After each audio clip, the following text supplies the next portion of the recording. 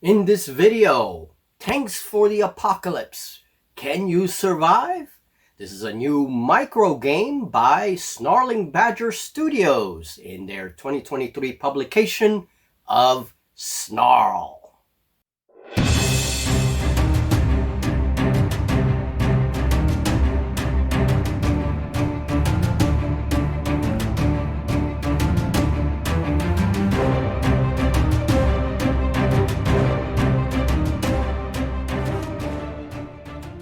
Hello everyone, welcome to MJ Hobby Corner on this very stormy day. We have like 10 inches of snow out there. There's now ice starting to fall, and tomorrow a little bit more snow. So please do be safe. If you are in the path of any of these storms, be safe. And well, I'm not sure how our uploading schedule is going to work this week because we do lose power and internet quite often when we have these storms. So, we'll have to play it by ear. But in any case, whenever this does go up, today I have a special little game that I set up, and this is a micro game by Snarling Badger Studios. Perfect for the weather today.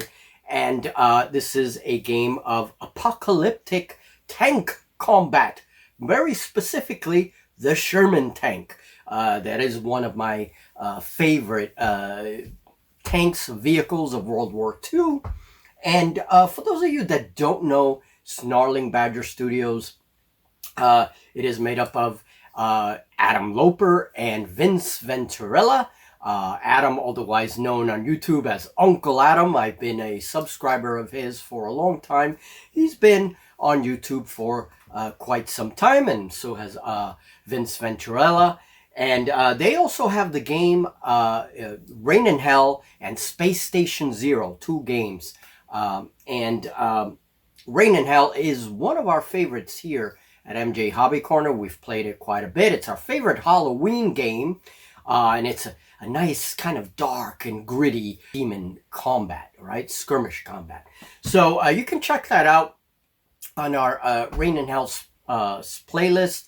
We have both Rain in Hell and a couple of games of Space Station Zero, which our patrons actually voted on for our patron game this month. So yeah, very well. And having said that, if you want to help support the channel, there is always Patreon. You can check out our membership or my very own magazine, Scratch Builder Monthly, on Wargames Vault. It's all about scratch building. So, without further ado, now that all that is said, let's get to this game.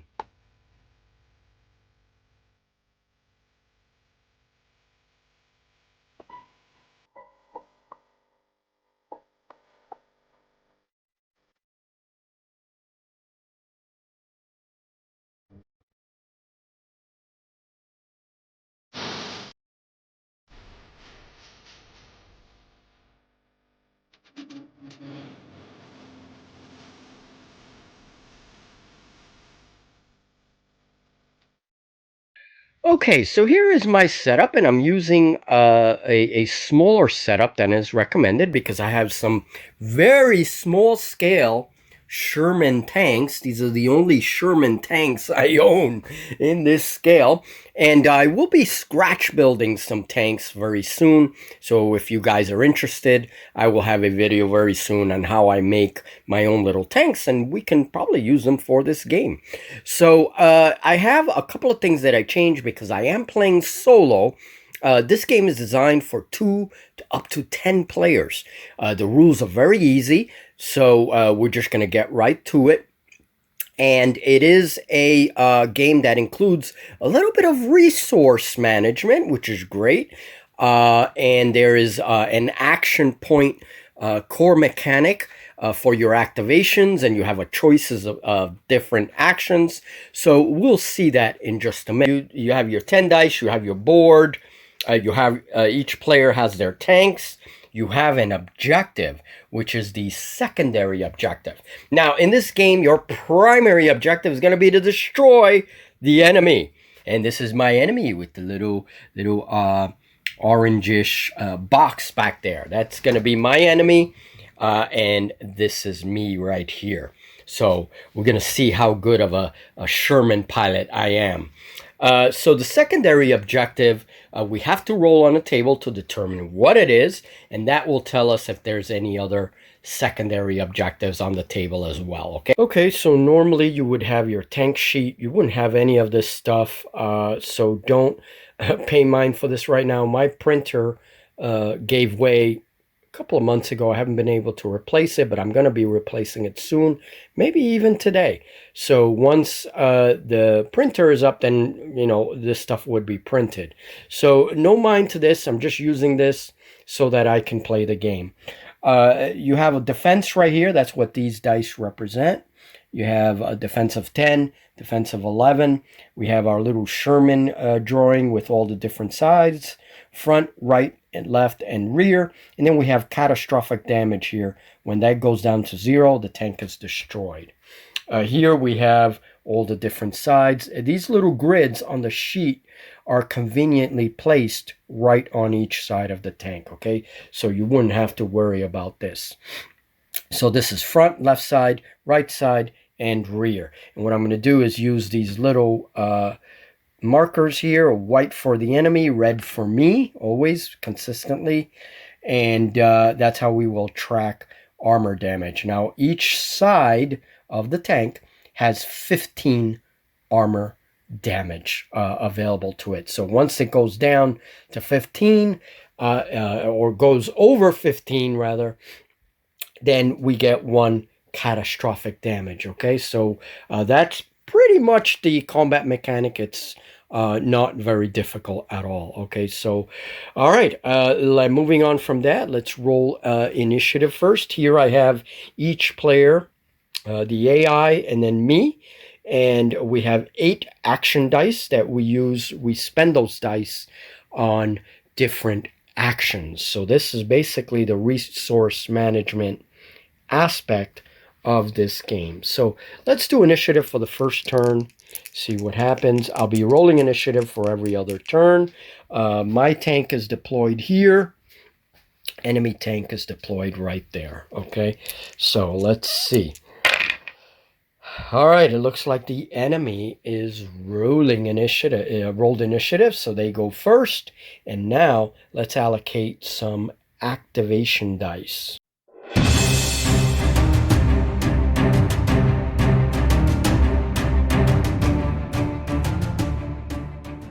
Quite a few choices of things that we can do, and each of those things costs a certain number of activation dice. So for movement, if I wanted to, I can give all those dice to movement. It's a special action called Floor It. It uses all those dice, but then I can't do anything else.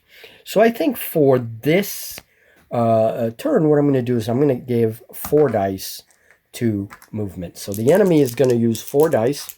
We add up the total, and that gives me the total number of inches that the tank can move. So these tanks can zip around everywhere.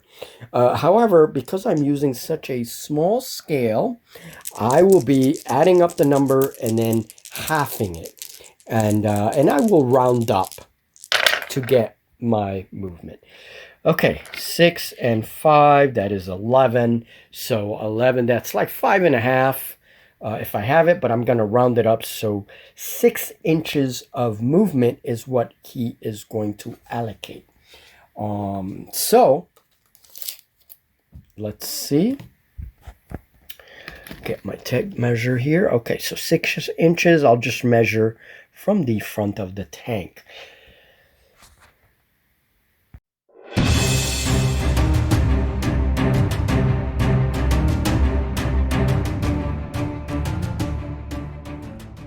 He had a starting modification, a starting upgrade of +2 inches of movement for the first dice you roll. I'm just going to add it. I rolled all the dice together, so I'm just going to add that +2 to the total movement. So it's 6 inches. So he's going to move here. That means there are 2 inches that he did not use, and plus another 2 because of his benefit. He doesn't want to interact with this terrain. That's dangerous terrain. So I think he's going to move there. And because he started moving, he gets 1 free turn up to 90 degrees. He's just going to turn slightly. And now he has another 4 inches that he can use to move. So we're going to move him right up there.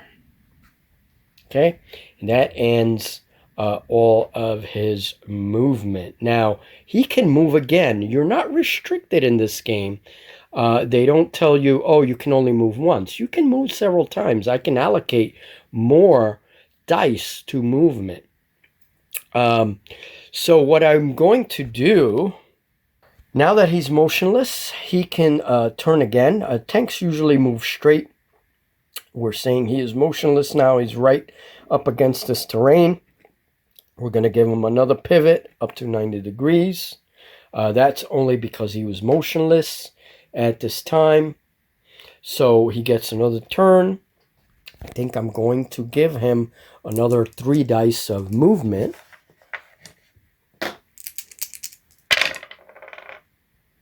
And that is 8, 10. So he's going to take another 5 of movement. And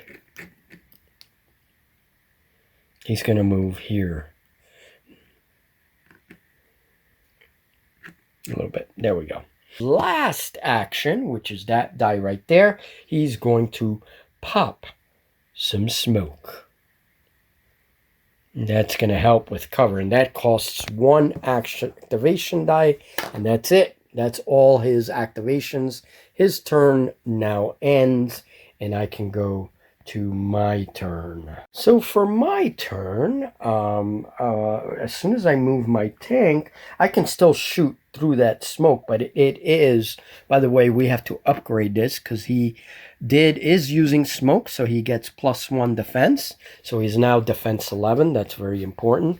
That raises the base target number that I will be using for shooting. So I think I'm going to give my guy 4 dice. Let's see.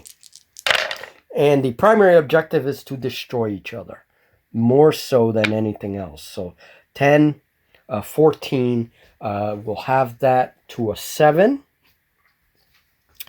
And that moves me right up to that road there.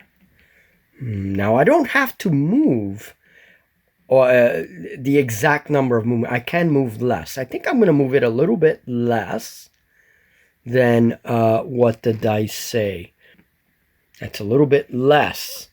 So now I moved my tank, turned his turret. His turret is now facing the enemy, and I can shoot. However, this piece of terrain is an inch high, so it qualifies as cover.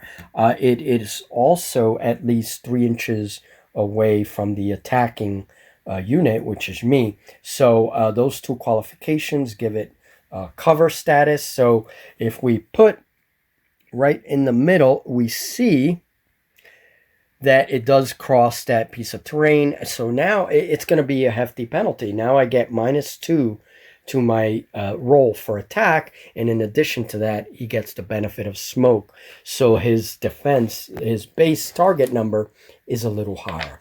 So what I'm going to do now is just fire. I use 3 dice to fire. Okay, so now I only have 1 die left for actions. So he's going to take a shot. He rolls 3d6. We add it all together and compare it to the hit table that the game has. And that will determine damage. 10, 13. Okay, now I do get a -2, so 13, that then becomes an 11, okay? However, 11 is still equal to the 11 base target number, and so I do a glancing hit on his right side, and that means with a glancing hit, I roll 1 die damage.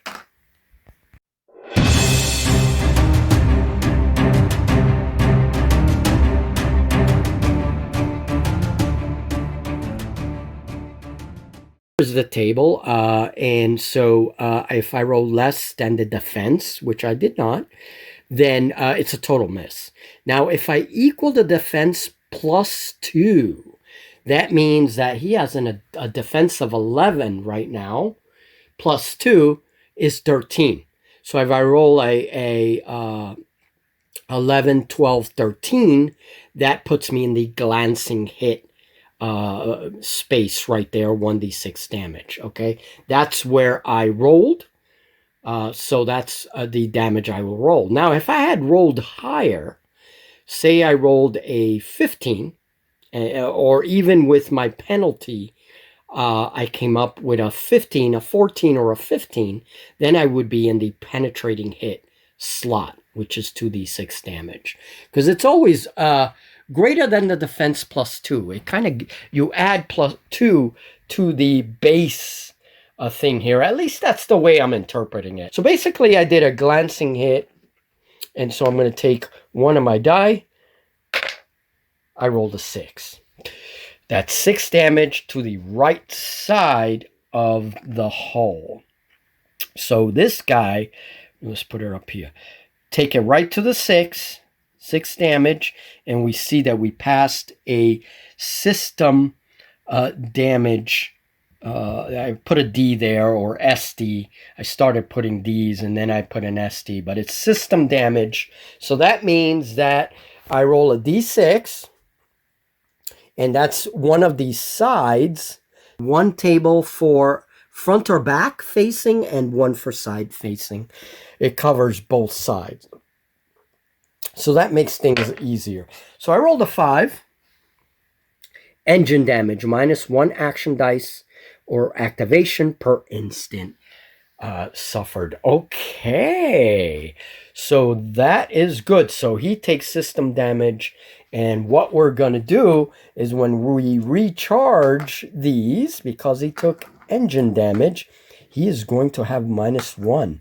So he's not going to have 8 like normal. So as you take more system damage, your tank becomes weaker and weaker. Okay, so that was a good shot. And now I only have 1 die left for actions. So I think I'm going to pop some smoke, because you know what? That was very useful. So I pop smoke with that last die, and then I got to remember to raise my defense. And in my case, it raised it to 12. So my base target number has just gone up.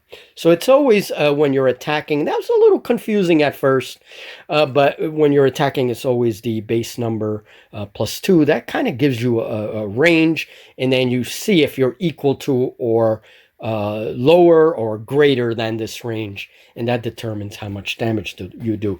The higher you roll, the more damage you're going to do, because you're going to be in that penetrating hit slot or critical hit. Okay, all right, moving on then. This completes turn 2, and now we're going to roll initiative on turn 3.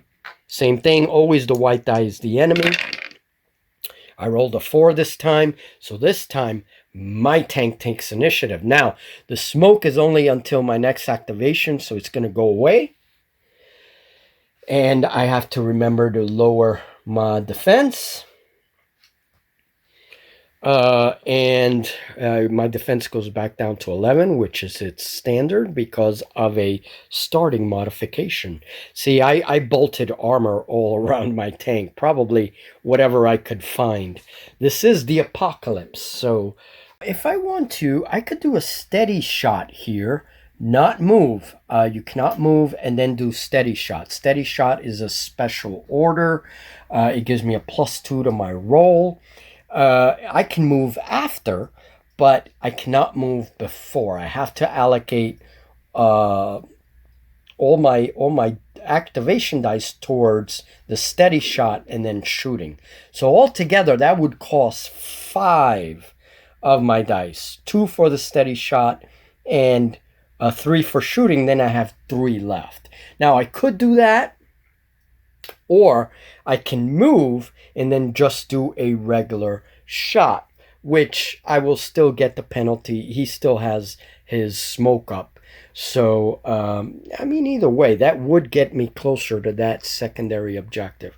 My primary objective is to kill him. That is the primary objective of the game, is to destroy your opponent's tanks.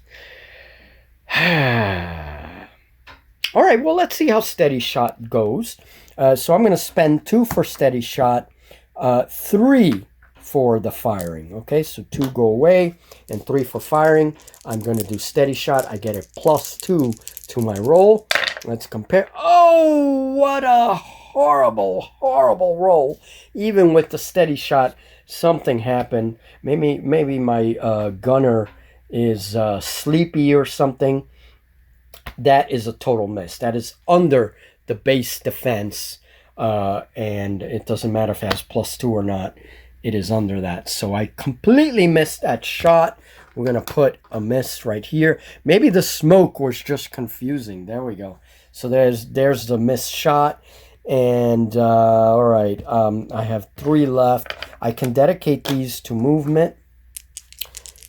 You know what? I'm going to dedicate 2 to movement. 6 and 4 is 10. That gives me 5 inches of movement, so that's not bad. Now, if you were using bigger tanks, you wouldn't have to,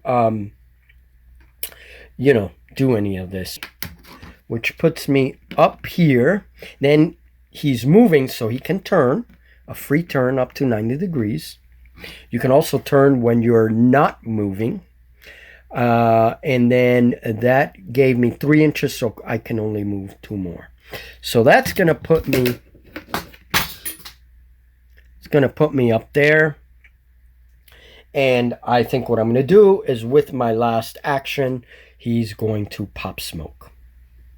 So turn 4, move my turn dice here so I remember what turn we're in. Okay, so we're now at turn 4. Smoke goes away for the enemy. I have smoke on my guys. Move that turret. Bzzz. Bzzz. So that turret is now facing me. And even with the smoke, he's going to do the same thing. He is going to take steady shot, costs 2. And then firing costs 3. So he's going to do that, and then we're going to take these 3 dice, roll them up. Now he gets a +2. My base defense is a 12, however, so it's kind of nice. And let's see. So he rolls 6 and 4 is 10, +2 is 12, which is my base defense. And even if I add +2 to that, 12, 13, 14, even up to a 14, he would do a glancing hit. I'm not doing very good with that. You're supposed to do it first, kind of determine the side. That's going to be a frontal hit. So 1d6 damage to my front. Oh, God, he rolls a 6 too. All right, so I'm going to take point, and this is my front, my red marker. So 6 damage brings me right up here, and I have a system damage right there. So he's going to roll another d6. This time he rolls a 1 and track damage -1 inch of movement to the first die you roll for movement per activation. All right, so I'm getting a -1 to movement now, so I'm going to have to track that. Okay. Now my man here has 2 action die left, so I think he's going to use 1 for movement, a 3. So he's just going to move 2 inches. We'll just give him 2 inches of movement. So he's going to move 2 inches. This is all normal terrain. So he's going to move 2 inches and pop smoke with his last die. This way he protects himself a little bit since he's out in the open. We'll go to turn 5, and we're going to have to roll initiative now to see who goes first. All right, there we are. Thanks for the apocalypse. Okay, let's roll initiative here in turn 5. Ooh, I get initiative. Okay, so my smoke goes away. That means that I have to remember to lower my defense by 1, because if I forget to pop smoke or whatever, it stays at 11 and not 12. And I do have a -1 move to the first dice I allocate. So okay, 3 dice to movement. Now my first dice gets a -1, so let's just roll my first movement dice. So -1 is 4. Just going to put a 4 there to remind me, and then I'm going to roll my other 2 dice. Because it says you allocate it to the first movement dice that you roll. So, you know, we're going by the rules. Roll my next 2. So I have 4, 9, 11. So that's 5.5. We're going to say 6 since we're rounding up. And that puts me right over that objective. Okay, so I can take that objective with me now, the ordnance depot, and he stops right there. That is not rough ground. That is considered normal ground according to the terrain rolls I did earlier. Okay, so, and I did change my objective colors because I'm using red and white as markers.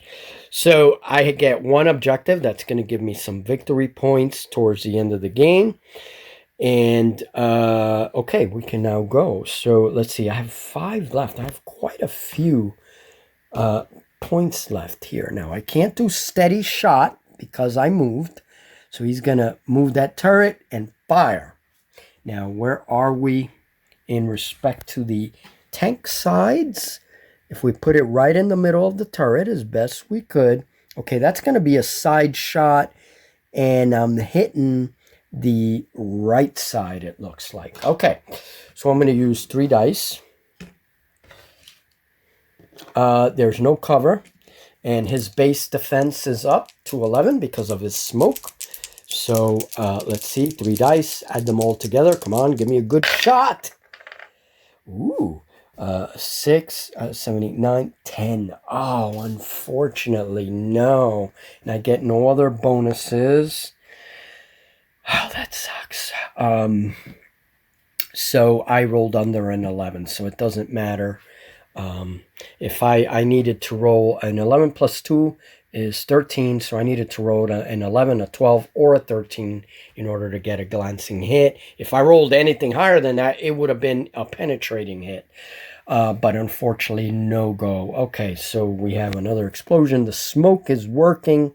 Didn't quite do it. And now I have 2 dice left. It's too bad these tanks can't go in reverse. That's so that things are not complicated. I get why they did that. But I am thinking what I can do. Let's be brave here. He can get his free move, his free turn. He's not moving now, so he's going to get turn a little bit. And I'm going to use 1 die for movement. He moves 1 inch. Get me out of those rocks at least. And I'm carrying the ordnance depot with me. Because we're scavenging for things here. These ordnance depots and things are here for the taking. So we're scavenging it. And we don't want the bandits to have it. So, then I'm going to pop smoke. Definitely want to pop smoke because we're so close. And that takes up the 8 action dice. Now we're going to have to roll initiative again. And this game, you play 10 turns. I'm up ahead, but that can change any minute. I can win with the secondary objectives even if I don't destroy his tank. All right, initiative and... Oh, okay. He gets first turn, so we can eliminate smoke here. And now we'll see what he's going to do. It has turned its turret and is now at a point where it can fire. I think it is going to take the steady aim action, which is costs 2 dice. So we're going to put those aside. And then it cannot move this first time around, so then it's going to take 3 dice to fire. Okay, so it's a costly action, but it could very well work in his favor. All right, now 4, 5, 6, 7. I am very lucky. The target number is 12 because I have my smoke up. It rolled well below the 12. It's 12 plus 2, actually. That's kind of the range to put him in a glancing shot. But no, he rolled well under the 12. So no go. That is a total miss. We'll put this over here. So he just fires and it misses. Close shot though. All right. So he spent all those actions. Now he's going to spend 1 die to move. 6. It is a 3 inch move. He is going to spin.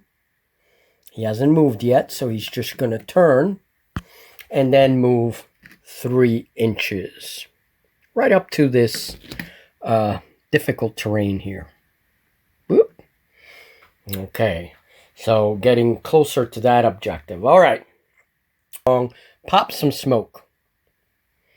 And there we go. Okay, that is the end of turn 7. We go to turn 8. And now I have to see what I'm going to do. So I'm going to remove the smoke. Again, always a good idea to remove it. Even if I do it again this turn, that's fine. Okay, so he fired at me. Well, you know what? I think I'm going to steady my gun right on that terrain. I'm not going to move. I'm just going to steady my gun. Here we go. 2 actions to steady that gun. 3 to fire. Let's do this. He has a base defense of 11 because he popped smoke. Normally it's a 10. That is the standard base defense for all sides of the tank. So, but he has an 11, so my target number is an 11 within 11 plus 2. 5, 6, 7, 8. I get a plus 2, 10. And no go. It's just under that, even with the plus 2 from steady fire. So just under. That is another miss. Boy, we are missing. And this objective goes with me. And then I keep that turret. Gotta have some sound effects. All right, so my turret is still pointing in that area. I can't do anything else. So yeah, I'm going to use my last action to pop some smoke, because why not? So we're going to pop the smoke right there.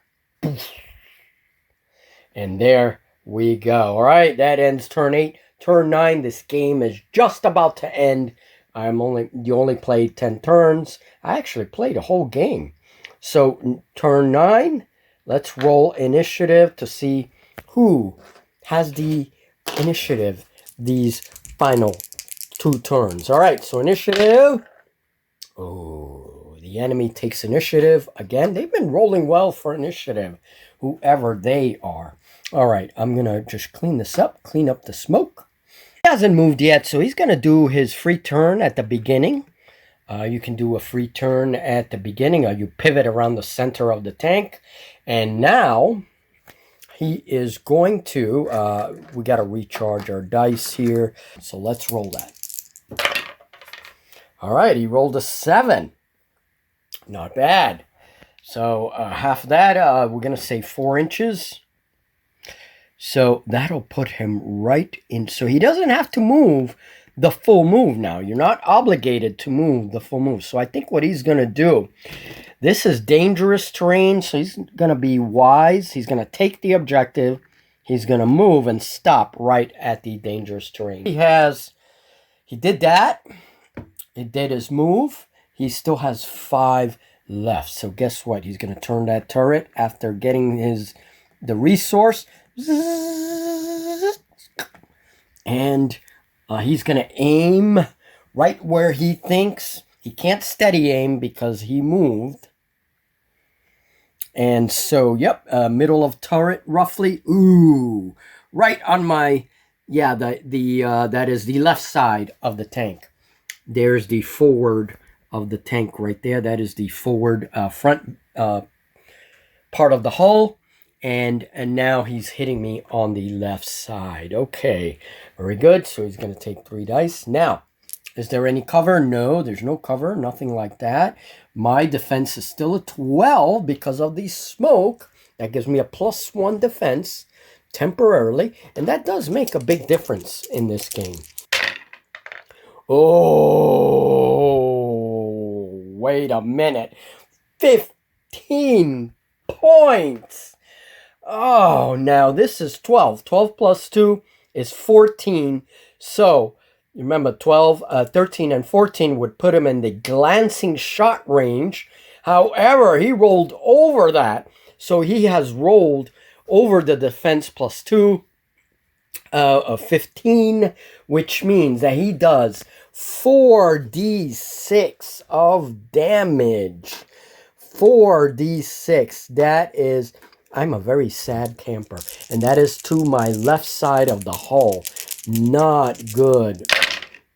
Oh, man. 6, 11, 12 points of damage to that left side. Now, I haven't suffered any damage.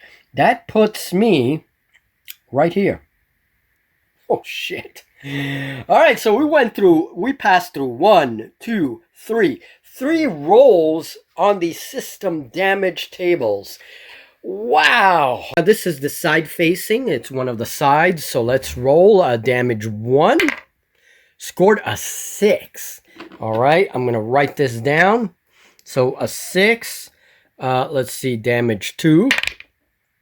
A 4 is armor weakened, -1 to defense on that location per instance suffered.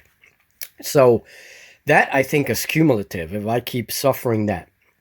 That side now has 10 damage. 10 defense, I mean. So now I don't have the benefit of 12 defense on that side. Wow. 4. Another 4 per instance suffered. So yeah, I'm going to make that cumulative. That is a -2. That means he goes down from 11, because 11, remember, this 12 is only temporary. His starting upgrade gave me a +1 defense, which made it an 11.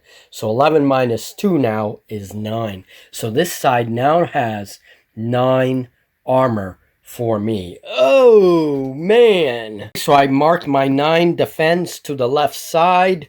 I got 2 instances of that, so it brought it down to 9.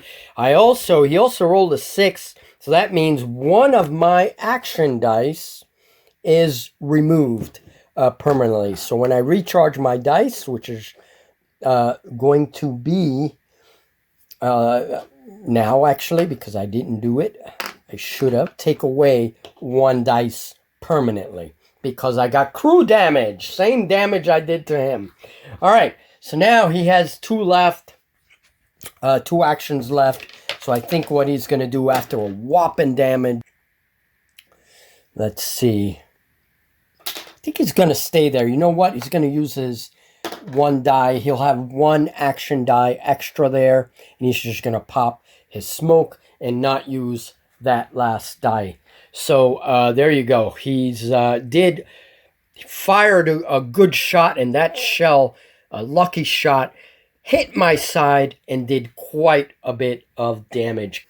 I am going to turn the tank. I think that's what I will do. You get 190 up to 90-degree turn while moving. That is 5 and 4 is 9, 11. So we'll say that is a 6, because we're rounding up. So it's like 5.5. I could ram this sucker. All right, now his defense, because he has smoke, it is 11. It's not 10. It's not back down to 10. It's 11. And my defense on one side is a 9.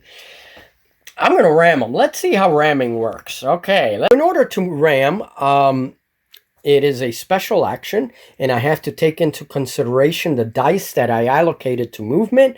A maximum of each dice is going to grant me a +1 bonus to a maximum of 3, +3.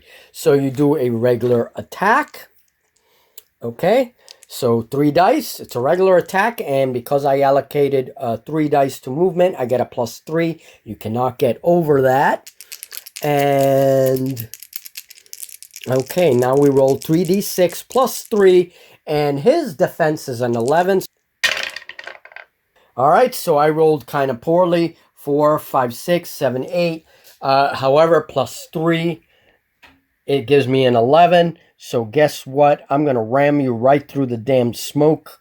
And at least I get a glancing shot. Boom! Right through there. Smoke and all. I roll 1d6 damage. And that is to the right side of his armor. I rolled a 4. So he is going to take 4 damage to the right side. So 1, 2, 3, 4. That brings him to 10. There is a system damage. I want to make sure we get everything. I rolled a 5. So 5. A 5 is engine damage. -1 action dice activation per instance suffered. So he gets another -1 to his pool of action dice, bringing him to a 6 only. So that really weakens him up. That's great. That's great. That's very good. So we would have to, but this is the final turn. I'm not playing anymore. We are at turn 10. So that pretty much ends it there. So we saw a ramming action, which makes me very happy. So yes, my crazy pilot said, hell with you, and right into the enemy tank. You gotta be crazy to ram another Sherman with your Sherman. However, doesn't end there. Yes, can't get too happy because I take damage as well. It would be silly if I didn't take damage. So here I go. I take damage too. Let's see. So I get the same amount of damage to my armor. Oh, that's not good. Okay, so I rolled, what was it, 4 damage. So I take 4 damage. 1, 2, 3, 4. That brings me to 10 in the front. And then I have to roll a system damage. So let me roll my system damage because, you know, I did a crazy thing and rammed the opponent. It is a lot of fun, though. 6! Oh, take away another crew damage. Ah, -1 action dice activation per instance suffered. Oh, so I would eliminate another action dice myself, and we're pretty much even. So you get the point how the tanks are weakening. And with every hit, every ramming action, everything, it's pretty cool. All right, game over, guys. We're gonna finish it here. I actually played a full game. Let's do the path to victory, which is the post-game stuff. Now, to complete a secondary objective, you get 3 points. So we both actually captured an objective. So I get 3 points. He gets 3 points. Now, for every point of damage, each attack, whether from the main armament or from ramming, gives you 1 point. So here is where we may have a tiebreaker. So, okay, let me count. Now, he has 10 that he did to me here, 10 points. He also did, wow, he did quite a bit to my left side. Holy crap, that's right, that's right. So he did another 12. So that is 10, that is 22 points to the enemy. Oh, man, all right. And I only did 10 points there. So I only ended up doing 10 points to him. He did 22 points plus the 3. 25 points that he gets, 25 victory points. I only get 13 points because I only did that much damage to him. So not good on my part. Now, if you completely destroy an opponent's tank, you get 6 points. And in a 2-player game, that pretty much gives you the victory. So if I would have destroyed him, I would have had victory no matter what, without even counting points. But you get 6 points for destroying an enemy tank. This guy beat the crap out of me, though, because he did a lot of damage. He got, with that damage, he did a total of 25 victory points. And there it is, folks. Tanks for the Apocalypse. Snarling Badger Studios. Thank you very much for making this cool little game. And that ends it. A fun game today. Another cloudy, stormy day, and we got to do some tanks for the apocalypse. In the beginning of the game, you're going to roll to create your tanks. Very simple. You just you roll to give yourself a malfunction, starting malfunction, and a starting upgrade. And then your tanks are ready. You roll for your scenarios. Every terrain piece, you notice I didn't interact a lot with the terrain. That's because there were a couple of dangerous terrain pieces where if you enter, you will get damaged. So every terrain is labeled. They recommend 6 pieces of terrain. And then when you have normal terrain, it's okay. You can interact with it as you will. And one of the major malfunctions of my brain is that I forgot to do the malfunction that the enemy tank started with, which is -1 damage because they had faulty ordnance or something. So that would mean that the total outcome, it didn't really affect the total outcome because he rolled so high, so many hits on my tank, but it would have been less than 25 because we would have had -1 every time he hit. Now he got that penetrating hit, so either way, he still takes the victory, whoever this person is. I'm assuming it's Julie in spirit because she's always beating the crap out of me. So, yeah, that's what would happen. So I do have to be careful with those little modifications, modifiers, and things. But other than that, I also had my malfunction was a suspension, faulty suspension. So anytime I entered difficult terrain, I would have to roll to see if I got damage. So it's almost like treating difficult terrain like dangerous terrain. And I didn't have to do that because I stood away from the terrain. We'll see that in future games, I'm sure, how tanks move through terrain and all that. Okay, so I wanted to mention that, and I do apologize for forgetting those things. Every time your tank moves 5 inches, you get +1 defense. That did not make it into my notes, so I'm really sorry. When you print out your tank sheet, all of that stuff will be in the tank sheet. So, you know, you don't have to like write that down. That'll be all the little tables and all that stuff will be in that one sheet. So you don't even have to look at the rules very much either. Really, you just use the main rules to like roll up your scenarios and all that.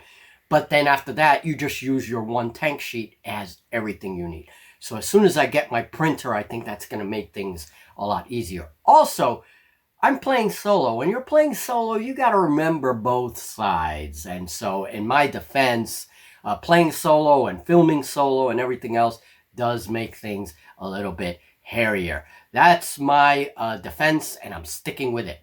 But a great little game by Snarling Badger Studios. It is very much a beer and pretzel game, but I could definitely see making up some factions, maybe some tank bandits, and maybe some faction that is more on the defense of the villages, little survivors that may be around, right?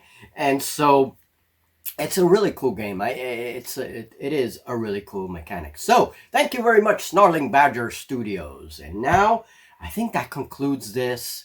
In our next game for this, Julie's going to be fighting me. Oh, God help me there. She always wipes my butt with these games. But she wants to play this.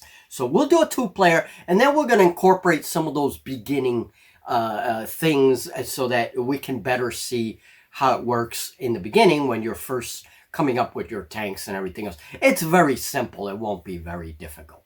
So I'll put all the links in the description box, and I'll see you folks very soon.